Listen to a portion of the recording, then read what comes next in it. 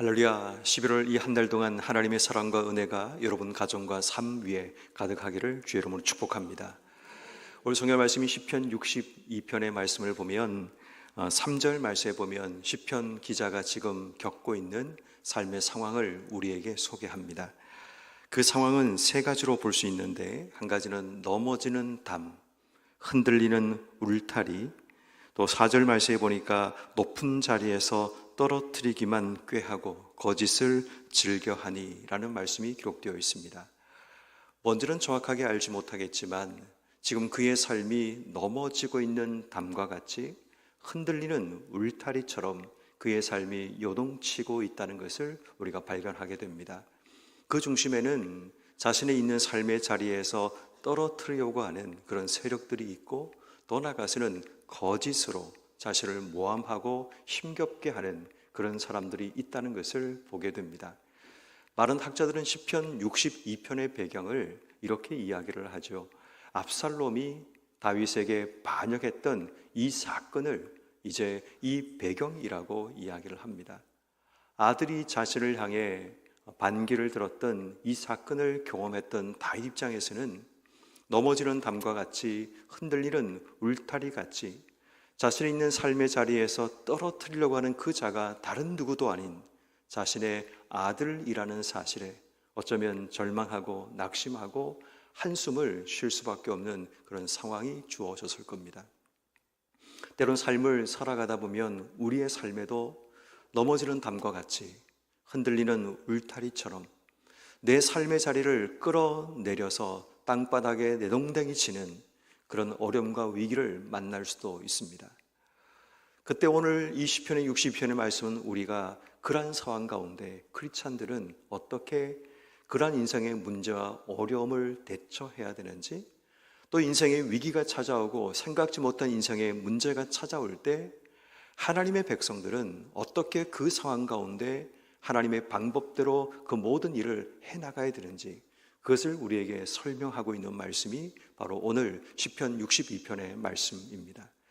그럼 오늘 우리가 이 말씀을 읽고 듣고 다시 한번 마음속에 새기면서 이 한 달 우리가 어떻게 살아가야 되는지를 하나님 말씀을 통해 지혜를 배우고, 또 이 말씀이 우리에게 마음속에 심겨진 바가 되어 어떤 고난과 어려움과 우리의 삶을 흔들어대는 삶의 위기가 찾아오든, 우리가 넘어지는 담과 같이 땅바닥에 쓰러지고 내 자리에서 끌려 내려오는 떨어지는 그런 위기 앞에 서게 될지라도 우리가 흔들리지 말고 두려워하지 말고 하나님이 이미 우리에게 경고하시고 말씀하신 이 말씀을 따라 살아가는 그런 복된 삶이 되기를 주의 이름으로 축원합니다.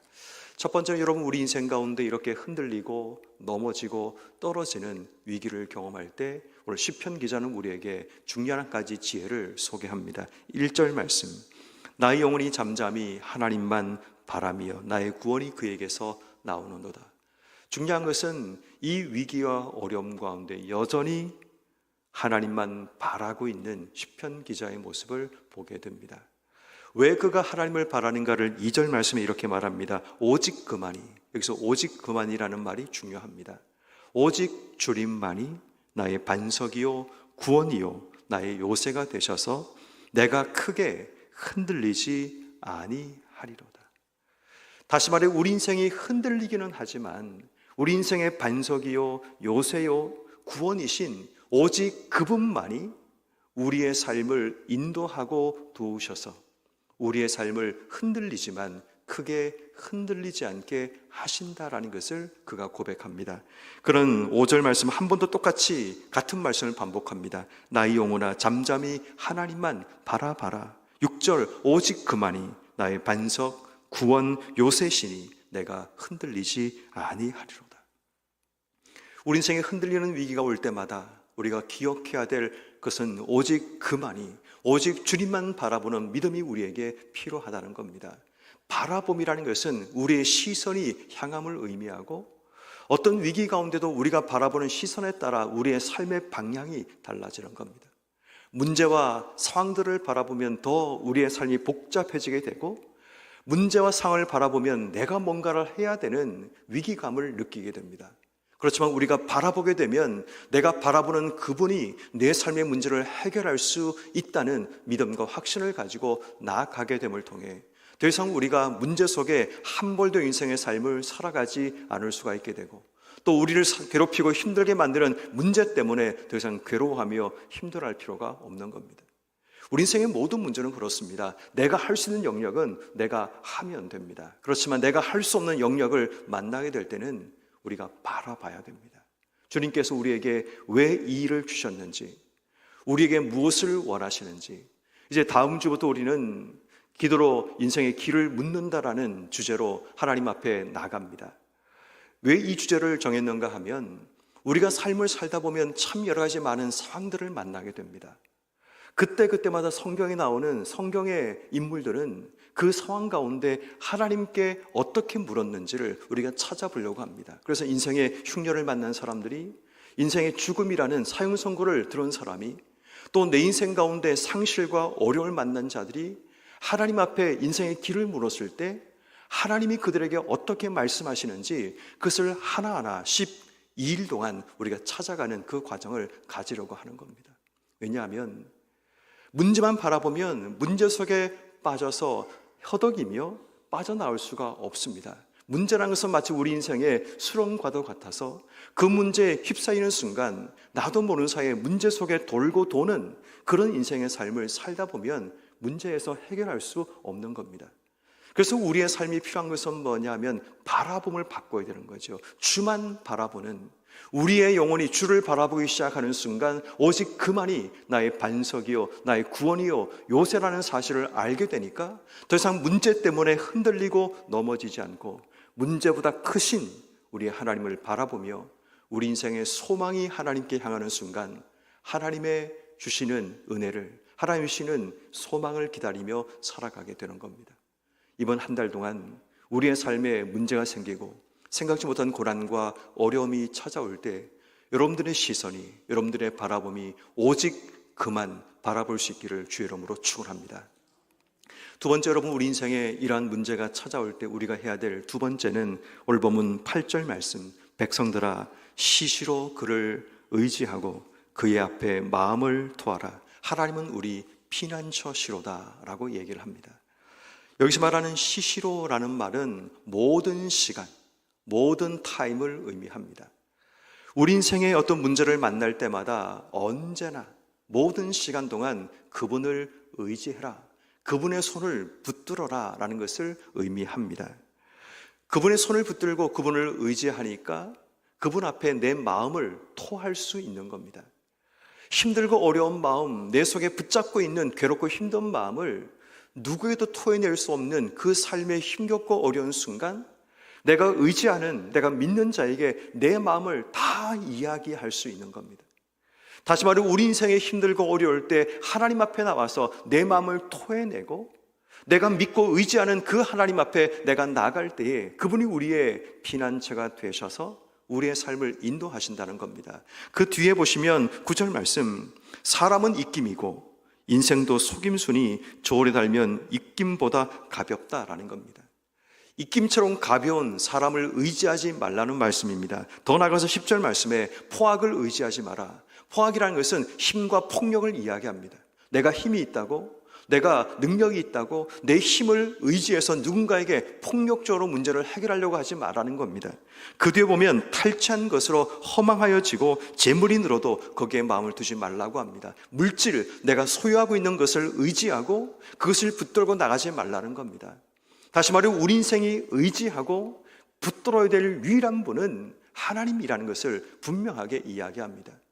우리가 넘어지고 흔들리고 우리가 떨어지는 인생의 위기 가운데 내 힘과 폭력으로, 때론 내가 의지하고 있는, 소유하고 있는 재물을 가지고 내 주변의 사람을 의지하여 문제를 해결하려고 하지 말고 오직 하나님을 의지하고 그분께 우리의 마음을 토해냄을 통해 그 하나님의 위로와 우리를 피난처로 붙드시는 그 하나님을 의지하고 나가는 복된 삶이 되라고 우리에게 말씀하시는 겁니다. 힘겹고 어려운 문제가 찾아올 때 우리가 의지하고 우리의 마음을 토해낼 수 있는 분은 우리 하나님밖에 없습니다. 그러면 여러분 이번 한 달 동안 삶에 힘들고 어려운 문제가 찾아올 때 교회로 나오셔서 하나님께 나오셔서 하나님께 우리의 마음을 토해내고 하나님을 의지하는 우리의 믿음을 분명히 드러내는 이런 모두가 되셔서 비록 우리가 넘어지고 비록 흔들리고 비록 땅바닥에 떨어질지라도 우리가 하나님을 의지하고 그분을 붙들고 그분께 우리의 마음을 토해내다 보면 하나님이 계획하신 뜻과 주의 섭리가 우리 속에 있다는 사실을 발견하게 되고 그것은 결국 우리의 삶에 새로운 삶으로 나가는 새로운 방향 전환의 은혜가 주어지게 되는 겁니다. 이번 한 달 여러분 삶에도 하나님을 의지하고 그분께 우리의 마음을 토함을 통해 하나님의 은혜 속에 거하시는 이런 모든 삶이 되기를 주의 이름으로 축원합니다. 마지막 한 가지는 우리 인생의 위기와 어려움을 만날 때의 11절 말씀에 하나님이 한두 번 하신 말씀을 내가 들었나니 권능은 하나님께 속하였다 하였도다. 세 번째 주시는 말씀은 하나님 말씀에 귀를 기울여야 합니다. 여기서 한두 번 하신 말씀을 내가 들었다라는 말을 학자들이 여러 가지 부분으로 해석을 합니다. 한두 번이라는 것은 자주 혹은 종종이라고 해석하는 사람이 있는가 하면 어떤 분들은 이 부분을 이렇게 해석합니다. 하나님 말씀을 들을 때에 귀로 듣고 마음으로 듣고 한 번은 귀로 듣고 한 번은 마음으로 들어야 된다라는 이야기를 합니다. 우리가 하나님 말씀을 귀로 듣는 것으로 끝나게 되면 귀에 들어왔던 말씀이 사라지고 말지만 그 하나님 말씀을 마음으로 듣게 되면 그 하나님 말씀이 마음속에 심겨져서 우리의 삶의 문제를 만날 때마다 어려운 문제를 앞에 설 때마다 그 하나님 말씀이 기억나서 그 말씀이 우리의 삶의 방향 키가 되고 우리가 나가야 될 진로를 밝혀주는 불이 될 수 있는 겁니다. 하나님 말씀이 우리 속에 들려졌다면 우리가 그 말씀을 의지하고 권능이 하나님께 속하였고 12절 주여 인자함이 주께 속하였고 권능과 인자가 주에 속했기 때문에 더 이상 내가 이 문제를 해결할 수 있는 사람이 아니라는 사실을 알게 되어서 12절 말씀처럼 주께서 각 사람이 행한 대로 갚으시옵소서. 모든 것은 하나님 손에 있으니까 주님 뜻대로 모든 것을 갚아달라는 간구로 나가게 되는 겁니다. 하나님 말씀을 듣고 그분 앞에 우리가 순종하며 나갈 때 이 문제의 해결자는 내가 아니라 하나님께서 행한 대로 갚으시는 하나님의 능력과 은혜로 우리의 삶을 인도하신다는 그 확신과 믿음 가운데 살아가게 되는 겁니다. 이 말씀을 정리하면 이런 겁니다. 이번 한 달 우리의 눈과 귀와 손이 무엇을 붙들어야 되는가를 설명하는 겁니다.